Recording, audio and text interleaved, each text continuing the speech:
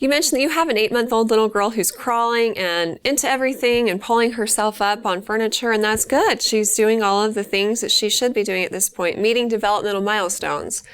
So, but with that comes a lot of other issues like childproofing and keeping her safe, and you're wondering what you can do to stop her from bumping her head. In addition to that, there's a few other things to think of. So let's start with that. When she pulls herself up on furniture, the best thing you can do is put furniture guards on sharp corners. And when my kids were little, I often put like a really soft blanket underneath things that they like to pull themselves up on. So if they did topple down, they hit something a little bit softer. But an ounce of prevention is worth a pound of cure. The best thing you can do is just be attentive all the time. Be there with your baby. With that said, I'm a parent too, and I know that, like you mentioned in your question, things happen in a millisecond. So you turn your head for just a second, and that's always when things happen. So it's inevitable. If you look at toddlers, or young babies, they're called toddlers for a reason. They toddle around, and they often have goose eggs on their head because they fall down and hit their head frequently. So really the best thing you can do is just be really vigilant about watching her and childproof your house as best as you can. Let's say you have a fireplace and you have a hearthstone around it. Put a soft blanket or pillows around that so if she were to fall, she wouldn't hit her head on the stone.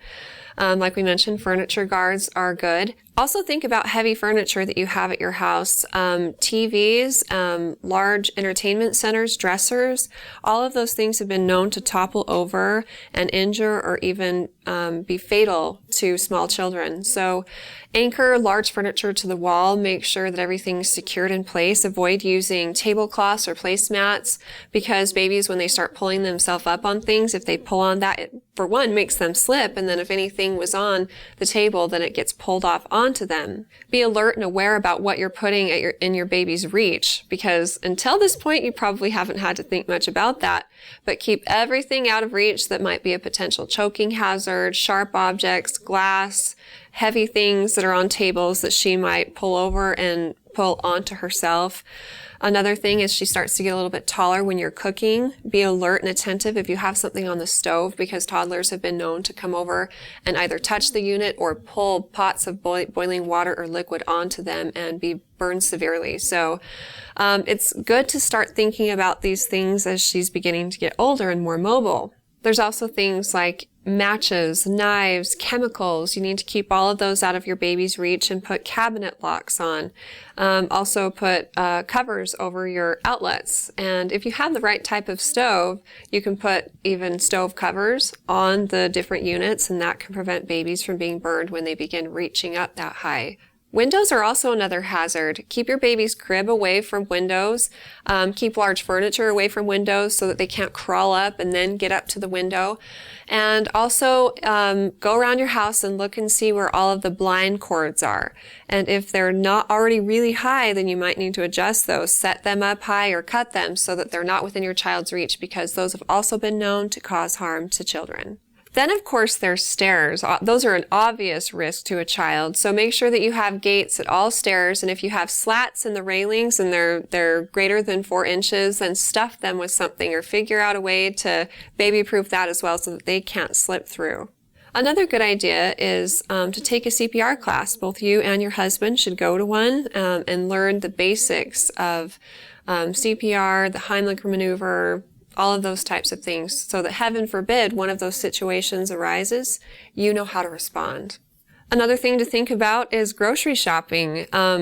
There have been many different instances where toddlers and babies have toppled out of the top of the grocery cart because they're not well secured.